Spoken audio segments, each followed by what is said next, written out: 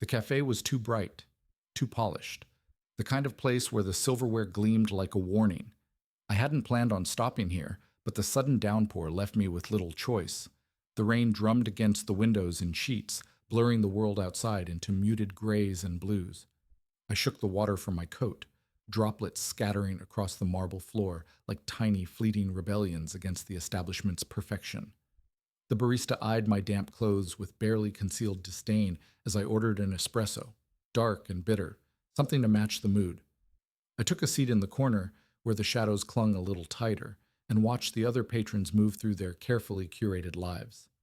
That's when I saw her. She sat bathed in the watery light near the window, a vision of calculated elegance. The emerald green of her dress probably had some fancy name, sage or jade, or some other nonsense that justified its price tag.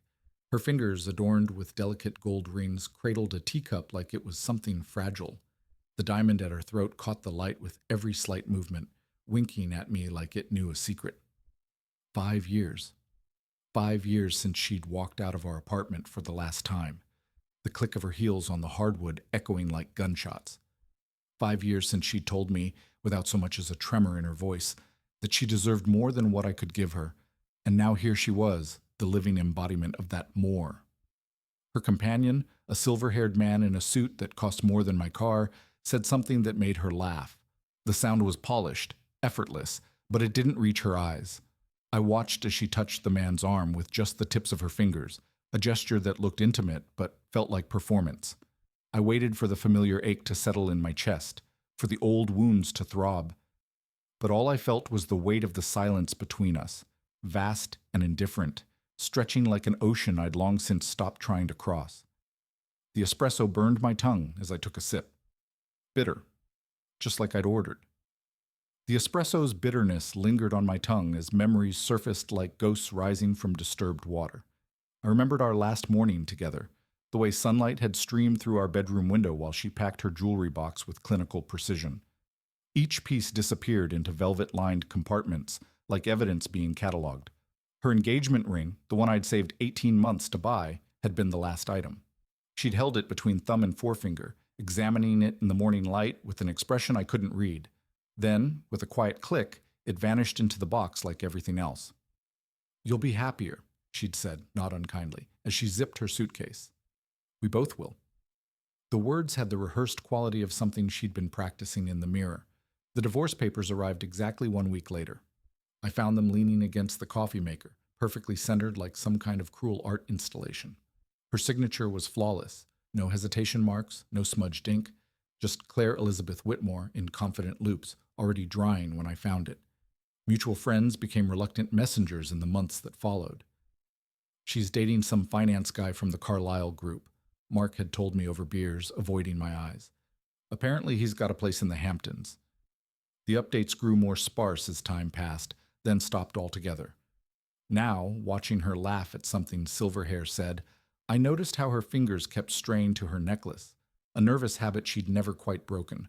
The diamond pendant looked heavy, its weight pulling the delicate chain taut against her skin. Her left hand rested on the table, the platinum wedding band glinting under the cafe lights. No engagement ring this time, just straight to the point. A waiter passed between us, breaking my line of sight. When the moment passed, she was looking directly at me. Her smile didn't falter, but something in her posture shifted almost imperceptibly, shoulders squaring, chin lifting slightly. A soldier bracing for battle. I raised my espresso cup in a mock toast. Her eyes widened fractionally before she turned back to her companion, her laughter suddenly a half-beat too loud. The rain continued its relentless assault against the windows. Somewhere, a coffee grinder whined like a wounded animal. Her gaze held mine for a fraction too long, just enough for the carefully constructed mass to slip. I saw it in the way her fingers tightened around her teacup, the slight tremor that rippled through her before she caught herself.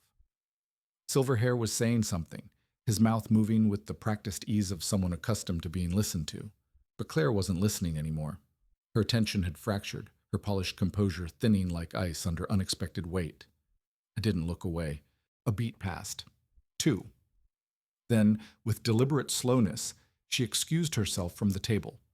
Her movements were still graceful, but there was something newly hesitant in them, as if she were navigating a room that had tilted slightly off balance. She approached my table with the measured steps of someone walking toward a ledge.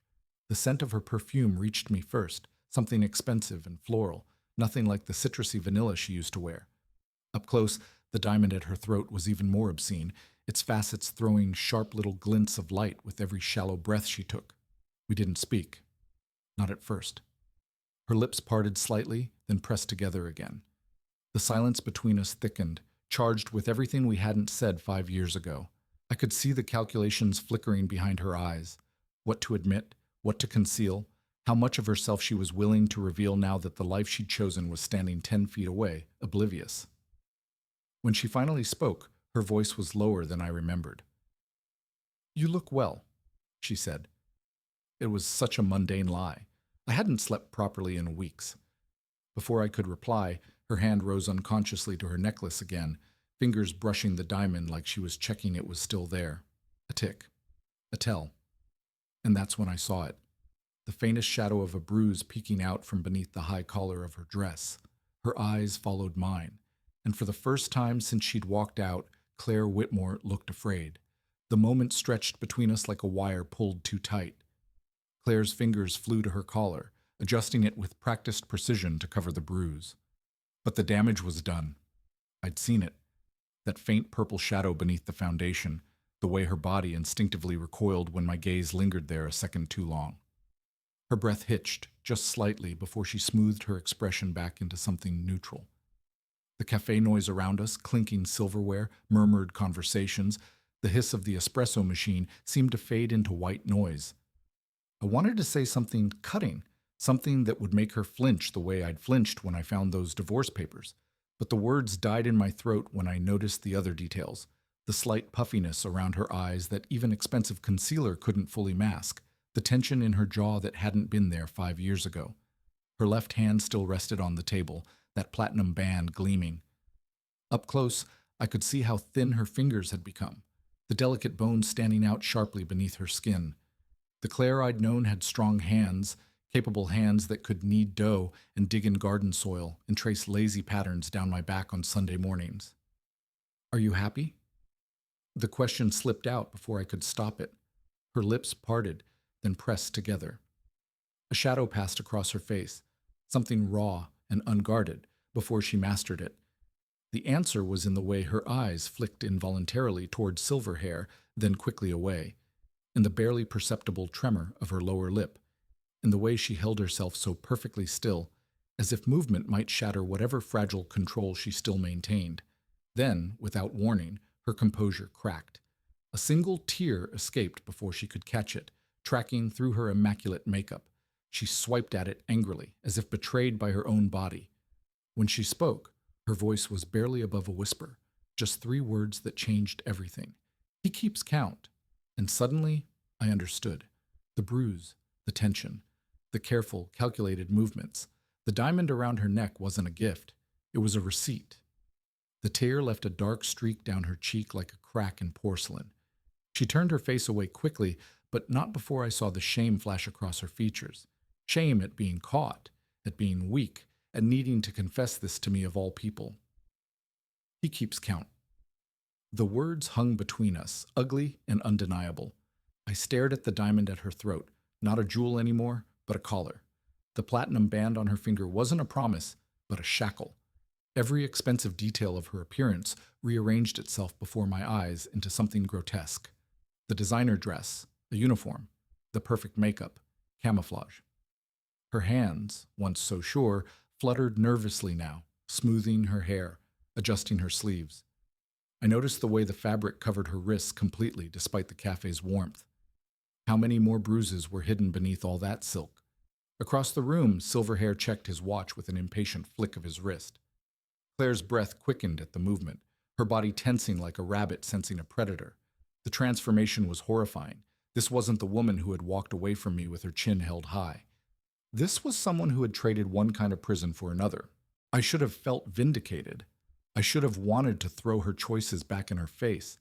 But all I felt was a sickening wave of pity, and worse, the old instinct to protect her rising in my chest despite everything. She must have seen it in my face.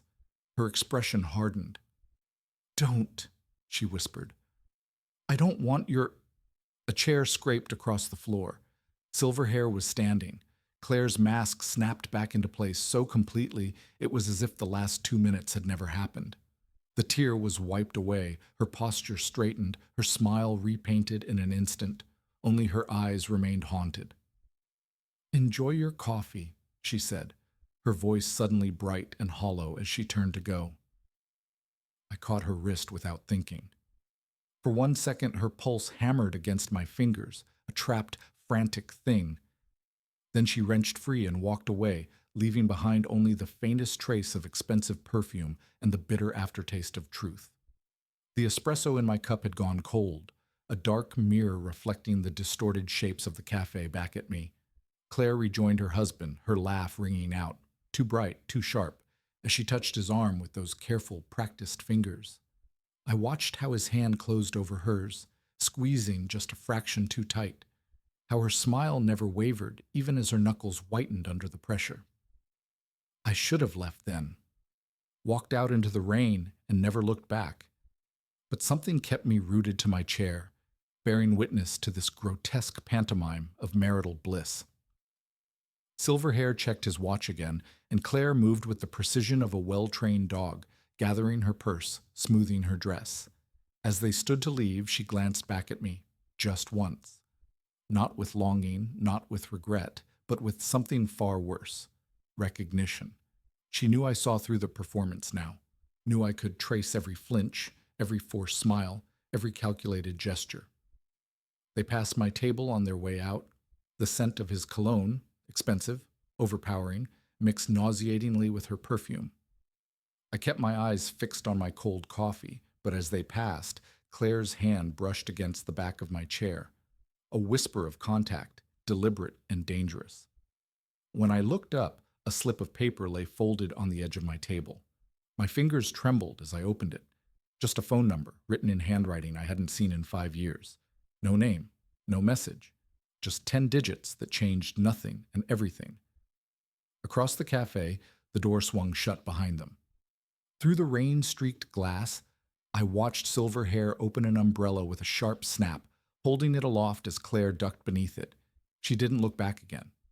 The paper burned in my hand. I could call. I could finally be the hero she'd never let me be. I took one last sip of my cold coffee, the bitterness lingering on my tongue, then left the note on the table as I walked out into the rain. Some prisons don't need bars to keep you trapped, just choices you can't take back. The rain had softened to a mist by the time I stepped outside, but the air still carried that electric charge of a storm not quite finished. I turned up my collar against the damp, the folded note in my pocket suddenly heavy as a brick. For 5 blocks I walked without direction, Claire's face flashing behind my eyes. The way her expression had fractured, then reassembled itself so quickly. The practiced way she'd touched her husband's arm, like a pianist finding the right keys without looking. The bruise. He keeps count. A neon diner sign flickered ahead, its glow bleeding into the wet pavement. I pushed inside, the warmth hitting me like a slap. The place smelled of grease and burnt coffee, the vinyl booths cracked with age. I slid into one near the window and ordered a coffee I didn't want, just for something to hold. The note was still in my pocket. I could feel its edges pressing against my thigh through the fabric. What did she want from me? Absolution? Rescue? Or just a witness to the life she'd chosen? The gilded cage she'd traded our modest apartment for? The coffee arrived, steaming and bitter. Outside, a couple hurried past under a shared umbrella, their laughter muffled by the glass. I thought of how Claire had laughed in the cafe, that bright, hollow sound, and how different it had been from the way she used to laugh when we were together. Back then, it had been a full-bodied thing, her head thrown back, her hands slapping her knees when something really struck her funny. I took out the note and unfolded it on the sticky tabletop. The digits stared up at me, impersonal as a classified ad. "Call me," they whispered. "Save me." But that was the thing. Claire had never wanted saving. Not when we were together, not when she left. She'd wanted more money, more status, more whatever the hell that diamond around her neck was supposed to represent. And now she had it. The bruise flashed in my memory again. The tremor in her hands. The way she'd flinched when her husband moved. I pulled out my phone. My thumb hovered over the keypad. What would I even say? I told you so? Come back? Let me fix it? The screen went dark. I set the phone down next to the note. Outside, the rain picked up again, streaking the window like tears. A bus rumbled past, its brakes hissing at the stoplight. The diner's clock ticked loudly over the grill. I left the note on the table when I went, tucked under the coffee cup where the waitress would find it. Let it become someone else's problem, a mystery for the next patron to puzzle over. The rain soaked through my jacket as I walked away, but I barely felt it. Somewhere across town, Claire was sitting in some high-rise apartment, sipping expensive wine and counting the minutes until her husband came home. And I was free.